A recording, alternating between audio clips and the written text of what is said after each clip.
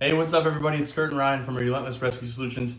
Stick around, this video is going to be a little bit long, but I promise it's going to be worth it. We've had a lot of big changes the last couple months. Biggest thing is we've officially got our first training capsule done. This old guy's been busting his ass getting this thing done. So a lot of the last couple months there's been a bunch of questions. What is the TLC? What are we going to do with this? And we've kind of been a little bit quiet about it, but we're going to officially show you what this whole thing's going to do now. So you've seen the videos before of how we're going to carry it around on our hips and whatnot.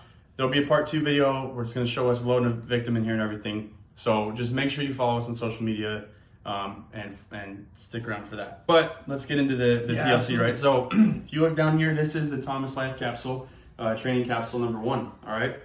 So let's talk a little bit about it. For those of you who were at FDIC, you remember the 3 things of why we came up with this.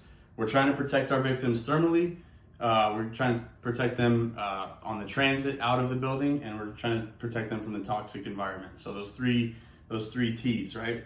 So the first thing you see, we'll work outside in, okay? This is just gonna be like your bunker gear material. This is just Horizon outer shell material. The back side of it, the transit protection. This is Aramid, kind of like proximity gear, right? Yeah. 1400 degrees of protection. It's waterproof.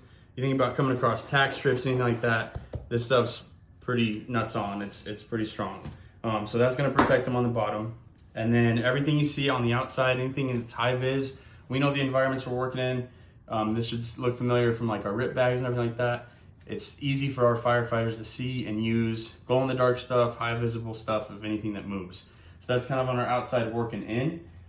Before we go all the way in though, one of the biggest things to help us move our victims, you know, we're doing dirty drags and everything right now. We're doing leg locks, things like that we're doing really well as a fire service, but we can do better. We're trying to help that situation out. So all the way across, lateral on both sides, are gonna have handles. So if we need to pitch a victim up on their side to get them through a narrow space, if we need to, you know, help get them up the stairs or whatnot, we can do that. Ryan, you wanna show them the front loop? Yeah, absolutely. So you guys will recognize this webbing material.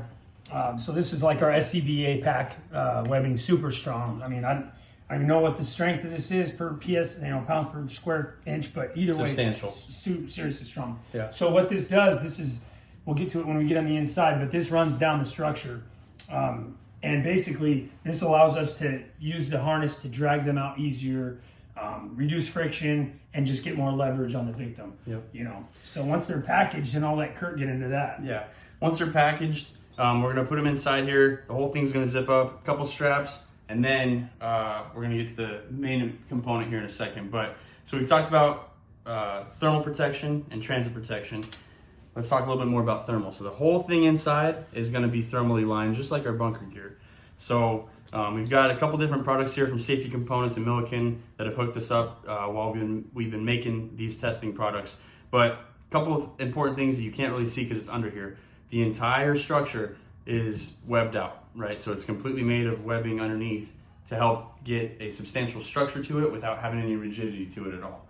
So from the very bottom to the very top, kind of right in line with these handles, it's completely webbing structure. Yeah. So, and then like Kurt said, so it's flexible, which is what we need, you know, with the conditions we have these days.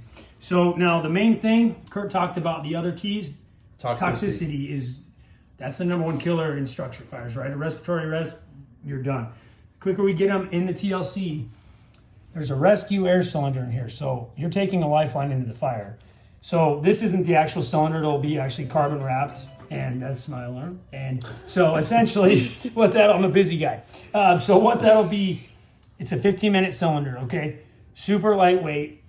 And what it does, we're thinking with our senior, go ahead, what's... Senior production advisor, it's our dad up in Myrtle Beach. Shout out to him. He's been testing a whole bunch of stuff with different cylinders, different PSI cylinders. We've landed on a 4,500 PSI. Should be able to be filled in pretty much any cascade across the country. But that's been giving us about anywhere from 12 to 16 minutes of flow. And that's flowing, constantly charging this whole head chamber. So keeping it static, and that protects the head as well. And then Ryan, talk about the whole so this air chamber, so these are removable. This whole air system removes.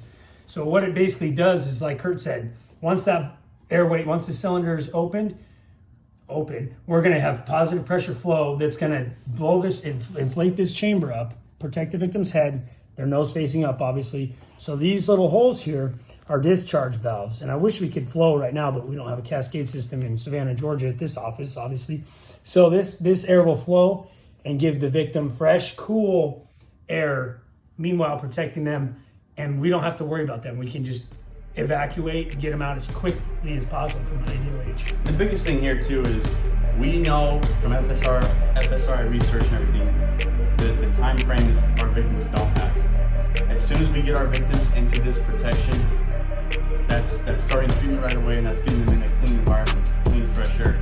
It's never been done before. It's going to change again. It's going to redefine rescue for sure, and we know that we have a lot of training to do because it's going to have to be a mindset switch for us as firefighters. But once we realize what it's going to do for our victims, it's a no-brainer. Stick around for part 2. We're going to show you how this works from the inside.